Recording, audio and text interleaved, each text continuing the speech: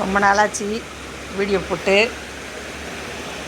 எனக்கு வீடியோ எடுக்கிற ஆள்லாம் வேலைக்கு போயிடுச்சு, எங்கள் பேத்தி. அதனால் வீடியோ போட ஆள் கிடையாது. இன்றைக்கி ஏதோ தோணுச்சு போடணும்னு சொல்லிட்டு. என்னன்னு கேட்டிங்கன்னா, ஃபேஸ்புக், யூடியூப், இன்ஸ்டா எதோ எடுத்தாலுமே யார் பேரோட வருதுன்னு அப்படின்னா திவாகர் வாட்டர்மெலன். இந்த ஆள் யார்? நமக்கு சுதந்திரம் வாங்கி கொடுத்தாளா? இல்லை நாட்டுக்காண்டி ஏதாவது போராட்டம் இல்லாத மறியல் பண்ணி ஏதாவது ஜெயிலுக்கு போனாளா? அவனை பற்றி விஷயமெல்லாம் சொன்னால் கார்த்திப்புறம் மாதிரி இருக்குது. சரி, இவனை பற்றி எதுவுமே விசாரிக்கலை வைக்கலை. ஓகே, பிக் பாஸில் இருந்தான்.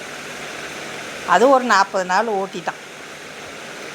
40 நாளும் அவன் செஞ்ச அட்டூழியம் உலகமே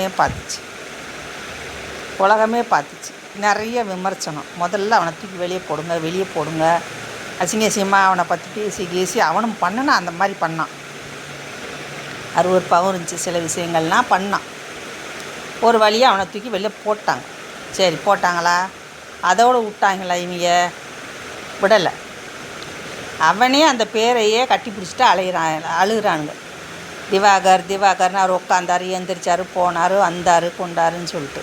அவனுக்கு இத்தனை பொண்டாட்டி இப்படியா அப்படின்னு சொல்லிட்டு ஜெயிலுக்கு போனான். அது இதுன்னு இதெல்லாம் எப்போ பார்த்துருக்கணும்? பிக் பாஸ்க்கு வர்றதுக்கு முன்னே பார்த்துருக்கணும். பிக் பாஸ்க்கு வந்ததுக்கப்புறம் அவன் ஒரு 40 நாளை எப்படியோ ஓட்டிட்டான். 40 நாள் எப்படியோ அவர் விஜய் சேதுபதி பொறுமையாக இருந்தாருன்னு தெரியல, ஏதோ வெளியே வந்தாச்சு. வந்ததுக்கப்புறமும் அவனை பின்னாடியே அலைகிறானுங்க. ஒவ்வொரு இடத்துலையும் கூப்பிட்டு போய் உட்கார வச்சு பேசி அவனை வெறுப்பு ஏற்றிக்கிட்டு அவன் கூட இது பண்ணிவிட்டு, இவங்க என்ன யூடியூபர் எல்லாம் என்ன வேலை இது? அவன்லாம் ஒரு ஆளுன்னு அவனை வளர்த்து விட்டுக்கிட்டு இருக்கீங்க. அவனை பற்றி விமர்சனம் இருந்துக்கிட்டே இருக்குது. நல்லா தெரிஞ்சுக்குங்க மக்களே, நல்லா தெரிஞ்சுக்குங்க.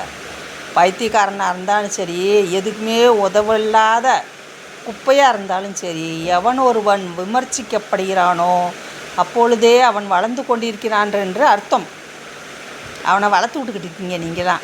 என்ன அவையெல்லாம் சாதனாளரே பெரிய சாதித்த மாதிரி பேசிக்கிட்டு இருக்கிறான். அவன் சூர்யாவெல்லாம் விமர்சனம் பண்ணுறான். இவெல்லாம் ஒரு ஆளான்னு கேட்குறான்.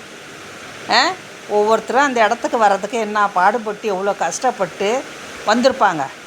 உன்னை ஈஸியாக பிக் பாஸ்கில் வந்தோடனே நீ இவ்வளோ பேச்சு பேசுவியா? நீ எவ்வளோ கேவலமாக பேசிக்கிட்டு இருக்க. ஒவ்வொருத்தரும் அவங்கெல்லாம் கால் தூசி பெறுவியா? நீ எல்லாம் ஒரு பைத்தியக்காரனை கூப்பிட்டு நடுவில் வச்சுக்கிட்டு அவனை சுற்றி எல்லாமோ இந்த நடுவில் ஒரு குரங்க வச்சுக்கிட்டு எல்லாம் பசங்களாம் குட்டி பசங்கள்லாம் உட்காந்து குச்சி வச்சுக்கிட்டு வச்சுருக்குல்ல, ஆடுறாராம்மான்னு அந்த வேலையை பார்த்துக்கிட்டிங்க யூடியூப்பர்லாம்.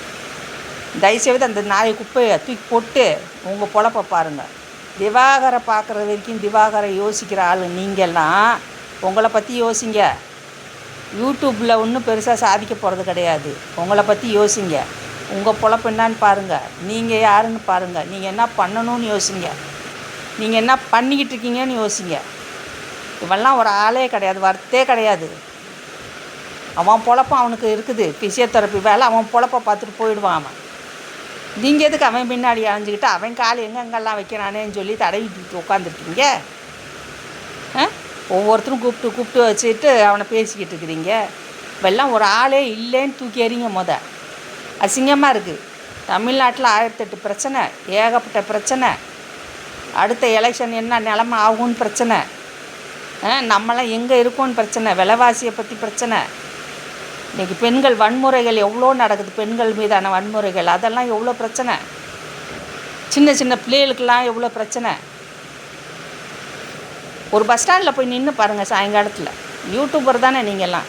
அந்த திவாகர் நாதாரி பின்னாடி அலையிறத விட்டுட்டு ஏதாவது ரஷ்ஷான ஒரு பஸ் ஸ்டாண்டில் போய் நில்லுங்க. உங்களுக்கு நிறைய விஷயம் கிடைக்கும். நிறைய பிரச்சனை தீர்க்கலாம். அதை விட்டுட்டு ஒரு பைத்தியக்காரன் பின்னாடி அலைஞ்சிக்கிட்டு இருக்கீங்களே, அப்போ நீங்களே மென்டலா? திவாகர்னா பெரிய ஆளா? கும்பா? ஒரு தகுதியாக இல்லாத ஒரு ஆள். நீங்களே அவனை பற்றி அவ்வளோ விமர்சனம் பண்ணுறீங்க. அப்புறம் எதுக்கு அவன் பின்னாடி அலையிறீங்க? எதுக்கு அவன் பின்னாடி போகிறீங்க? நம்மளை சுற்றி 1008 பிரச்சனைங்க. தீர்க்க முடியாத பிரச்சனைகள் ஏகப்பட்டது. இவெல்லாம் அப்படி தூசி மாதிரி தட்டி விட்டு போகிற ஆள். இவனை தூக்கி தலையை வச்சுக்கிட்டே ஆடிக்கிட்டு இருக்கீங்க. தூக்கி போடுங்க. உங்கள் பொழப்பு என்னவோ போய் பாருங்கள். இவன்லாம் இருக்க வேண்டிய ஆளே கிடையாது. அவன் எங்கேயோ ஒரு குப்பை மூலையில் கிடக்க வேண்டிய. ஒரு வருஷத்துக்கு முன்ன வரைக்கும் அவன் யாருன்னே தெரியாது யாருக்குமே. இந்த தமிழ்நாட்டிலையும் சரி யாருக்குமே தெரியாது அவன் யார் எவருன்னு. அவனை கொண்டாந்து பிக் பாஸில் விட்டுட்டு இப்போ அவன் பின்னாடியே நீங்கள் அலைஞ்சிட்டு இருக்கீங்க வேலை வெட்டி இல்லாமல். போய் வேலையை பாருங்கள். உங்கள் வேலைகள் என்னவோ அதை பாருங்கள்.